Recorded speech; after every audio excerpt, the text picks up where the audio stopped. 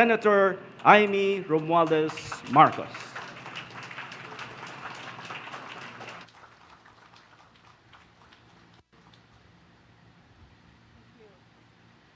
Thank you very much. Please be seated. Hindi naman ako ganun katanda, kahit ate at manang ako ng ating Pangulo.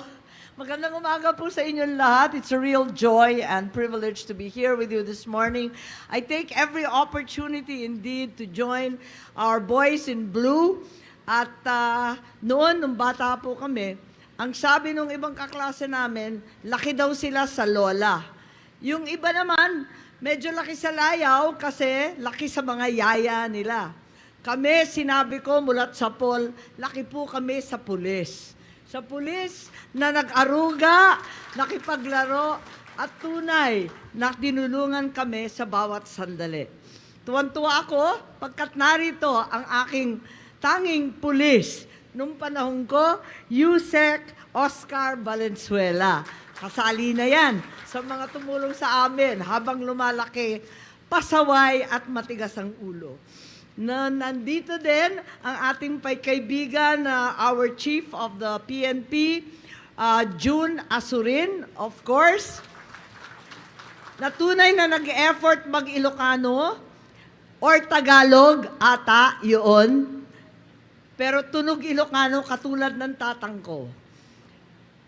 Lieutenant General Sermonia, ang ating General Santos, Police Major General Dubria, Police Major General Rodriguez, Brigadier General Banak. Ayan. There are still gentlemen, in fact, in the police force. After all, walang banggitan ng edad, subalit may banggitan ng taon. Kaya dali pa rin. Ms. Noemi Diaz, the Deputy Assistant Secretary for the Department of Foreign Affairs, Mr. Anton Kayako of Foreign Affairs, the Directorial Staff, National Support Units, Personal Staff, ang dami po ninyo. At Senior Officers, Police Commissioned Officers, Police Non-Commissioned Officers, Non-Uniformed Personnel, and of course, the heroes of the day, the gallant 20 men and women who comprise the PNP contingent to the UN mission to South Sudan. Palakpakan po natin muli. The awardees of the CIDG, Ana Marie Buebos, the scholar of Albay Scholarship, accompanied by Colonel Cunanan, the officer in charge. We congratulate you for this outstanding community initiative. Dear friends from the media, others joining us through Facebook Live, our regional directors, personnel, throughout the police regional offices and the various stakeholders in policing nationwide. Truly a privilege to be here with you this morning on this remarkable occasion when, in fact, during your flag ceremony, we have witnessed the extraordinary accomplishments of our police force today, in addition to witnessing the send-off of our Philippine contingent, proudly joining the United Nations mission to South Sudan. Matagal nang hindi nangyayari ito, siguro 5-6 na taon, kaya't isang karangalan na sa wakas napadala ang ating mga PNP. Alam natin na hirap ang pinakabatang bayan sa buong mundo, ang South Sudan. But they will certainly be in good hands with the members of the Philippine National Police, extending their humanitarian work in this war-torn and still problematic country.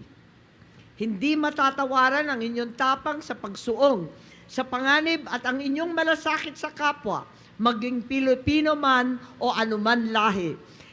Ipinagmamalaki namin kayo, pangatawanan ninyo ang trabaho at tayong lahat ay magdasal na sila'y babalik sa loob ng 1 taon, puno ng pangarap at kagalangan. Maraming salamat sa inyo at tunay nga that the participation of the Philippines in all these international peacekeeping efforts has been historic and extraordinary. Alam natin na nag-umpisa ang UN peacekeeping noong 1948 pa sa Middle East.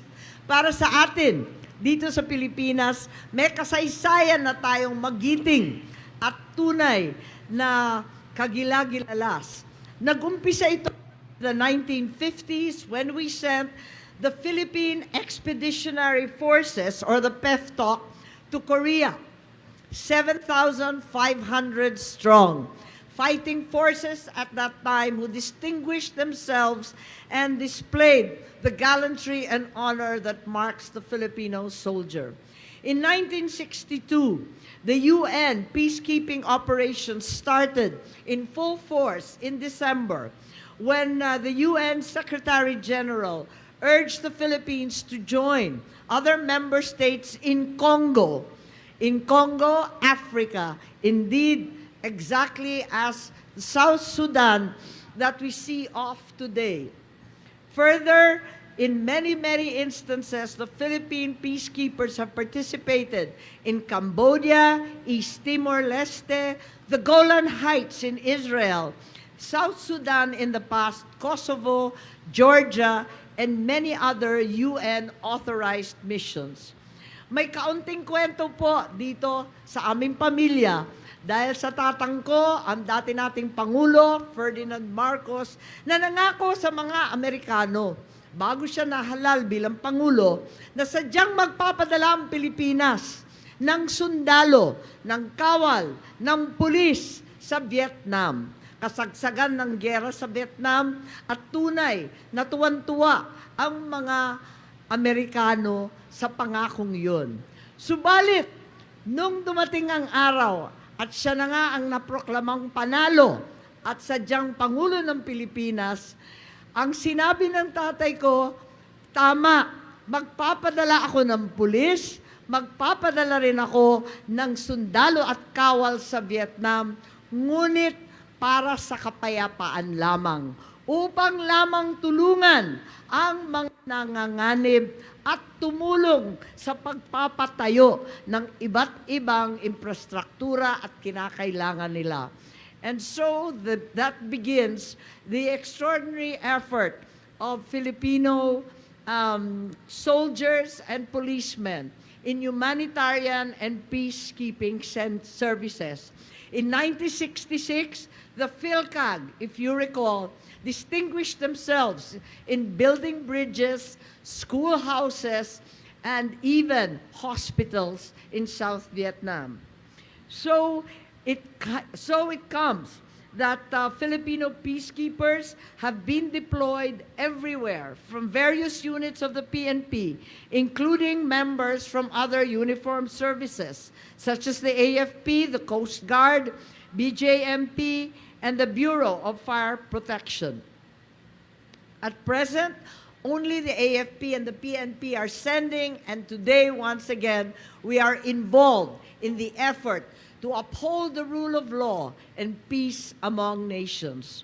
Certainly, peacekeeping is among the most important of activities undertaken by the UN to maintain international peace and security throughout the world.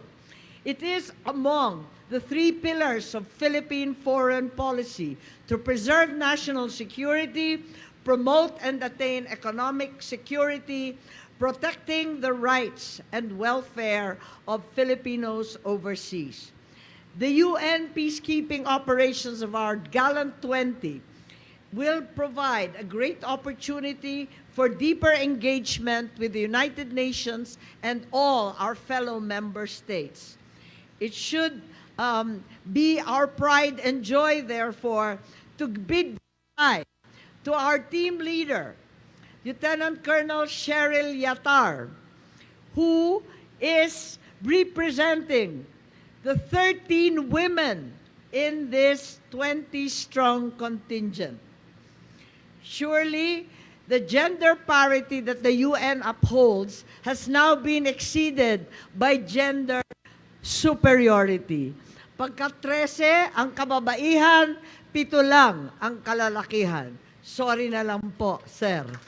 At tunay nga na napakatindi ng mga babaeng pulis sa mga panahong ito.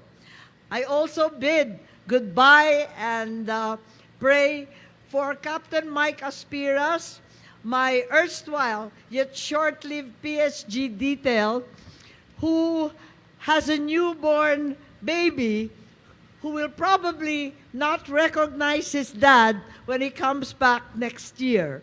But that's how this goes, service above all. Mag-ingat po kayong lahat, naway makabalik ng matiwasay sa lalong madaling panahon na nakatulong sa kapayapaan, kalayaan at katarungan sa ibang bansa at sa buong mundo. Happy Monday to all of us. A snappy salute to all of you. God bless you all. Mabuhay ang kapulisan, mabuhay ang PNP. Maraming salamat po sa inyong lahat. Thank you very much, ma'am.